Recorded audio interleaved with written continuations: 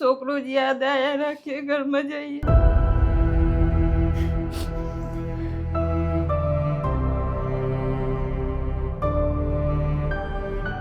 67 દિવસથી મારો છોકરો વેન્ટિલેટર ઉપર છે.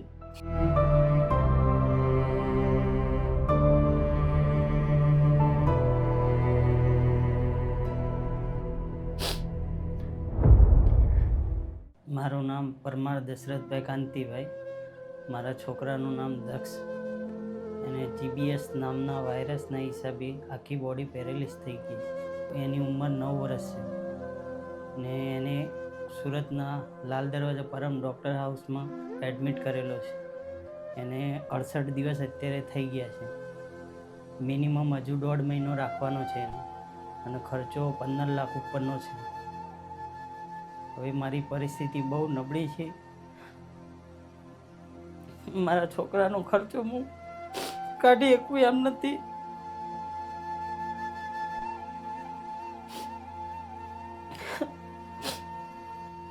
બીજાના છોકરાઓ રમતા જોઈને મને મારા છોકરા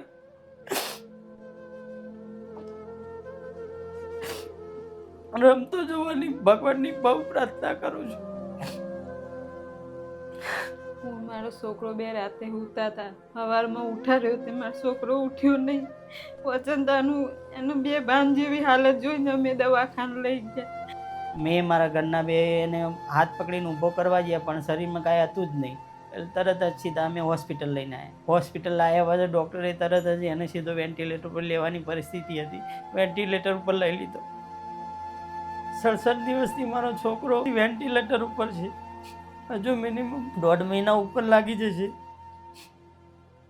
મારો દીકરો સાજો થઈ જાય એના માટે હું બધી મહેનત કરું છું. મારા દીકરાને મારા જેમ પહેલાં હસતો ખેલતો રમતો હતો એવો સાજો જો કરવો છે મારે. તમારે બધાને હું 2 હાથ જોડીને પ્રાર્થના કરું છું કે મારા દીકરાને સાજો કરવા માટે મારી મદદ કરો અને મારી સાથે ઊભા રહો. અત્યાર સુધીનો 10 લાખ ઉપરનો ખર્ચો થઈ ગયો છે. મારી પરિસ્થિતિ બહુ વીક છે. હું ઈરાઘાસુ છું. મારે 2 છોકરીઓ છે.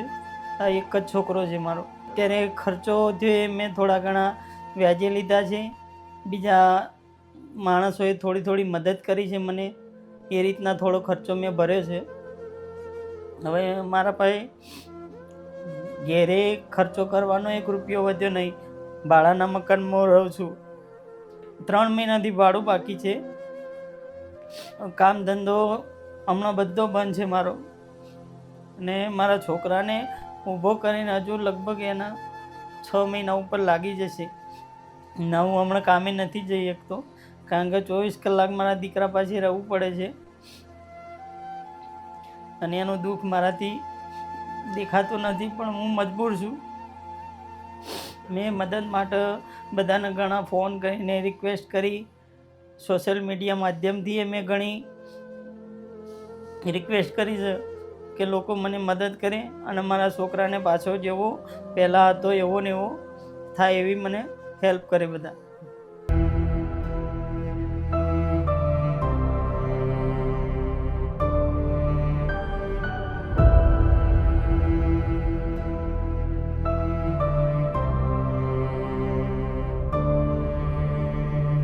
અત્યારે મારા દીકરાની લગભગ મિનિમમ 50% જેવી રિકવરી છે, પણ ડૉક્ટરે મને એમ કીધું છે કે હજુ 1.5 મહિનો રાખવો પડશે, કારણ કે વેન્ટિલેટરનું ફૂલ એને ICUની ફૂલ સપોર્ટની જરૂર છે. બહુ એનો રોજનો મિનિમમ 20,000 જેવો ખર્ચો થાય છે. રિપોર્ટો, મેડિકલ એ બધું થઈને, ICU, વેન્ટિલેટરનો ચાર્જ બધો થઈને 20,000 આજુબાજુ ખર્ચો થાય છે રોજનો. ડૉક્ટરે કીધું છે કે હું મારાથી બનતી કોશિશ બધી કરે, પણ તમે તમારી મહેનત ચાલુ રાખજો. તમારા છોકરાના હસતો ખેલતો થઈ જશે, પણ સમય લાગશે. કારણ કે ડૉક્ટરો 24 કલાક એટલી ટ્રીટમેન્ટ કરે, સારી ટ્રીટમેન્ટ કરે છે, અને રિઝલ્ટ એ મને દેખાડ્યું છે. અને ડૉક્ટરે મને હિંમત બહુ આપી છે. ડૉક્ટરે કીધું તમે હિંમત રાખશો તો અમને હિંમત આવશે. અમે અમારું કામ 24 કલાક ચાલુ રાખશું, પણ તમે ગભરાતા નહીં. તમારાથી થાય એટલી પ્રયત્ન તમે કરો. અમારાથી બનતી કોશિશ અમે બધી કરશું.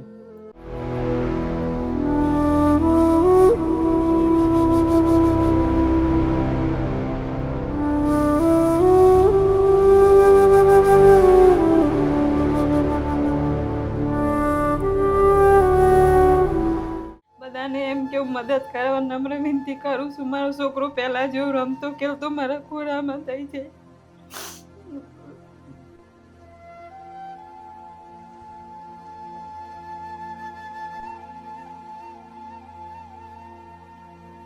ખાવાનું નહીં ભાવે, અમને રાતની ઊંઘે નહીં આવે મારા છોકરા વગર.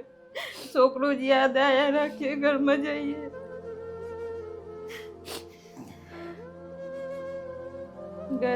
ઘરે હોય તો મમ્મી મારે આ કરવું છે, મમ્મી મારે ખાવું છે, મમ્મી જલ્દી કરો.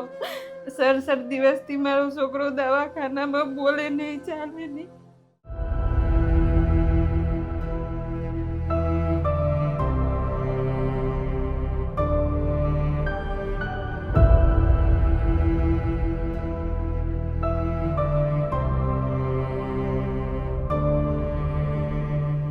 મારી મોટી દીકરીએ ભાઈ સાચો થાય એના માટે એને તડકામાં હાલી, ચપ્પલ પહેરે નહીં, એકટાણું જમે, ભાઈને સાજો કરવા માટે રોજ ભગવાનને પ્રાર્થના કરે છે. ત્રણેય ભાઈ બહેન હારે રમે. આજે 67 દિવસથી બે બહેનો ભાઈ વગર એટલી નિરાશ થઈ ગઈ છે. એમને ઘરમાં રહેવું પણ નથી ગમતું કે બહાર પણ નથી જઈ શકતી. બસ 24 કલાક ભાઈની યાદમાં બે બહેનો રડા કરે છે. વેકેશન છતાં એ છોકરીઓ ક્યાંય જઈ નહીં. બસ એક જ પ્રાર્થના કરે છે કે અમારો ભાઈ સાજો થઈને પાછો ઘેરે આવો, અમારી હારે પાછો રમતો થઈ જાય. હું ભગવાનને એક જ પ્રાર્થના કરું છું કે મારો દીકરો જલ્દી સાજો થઈ જાય. એવી હું બધાને પ્રાર્થના કરું છું કે તમે બધા જેટલી બને એટલી મારી મદદ કરો. હવે મારી પરિસ્થિતિ હાવ એટલે હાવ વીક થઈ ગઈ છે. મારી પરિસ્થિતિ હવે મારા દીકરાનો ખર્ચો ઉપાડવા જેવી રહી નથી. કારણ કે મેં વ્યાજે પૈસા લીધા, લોને લઈ લીધી. હવે કોઈ મારી પાસે રસ્તો બચ્યો નહીં. બે હાથ જોડી અને વિનંતી કરું છું કે ફૂલની પાખડી મારા દીકરા માટે પ્રાર્થના અને મદદ કરો.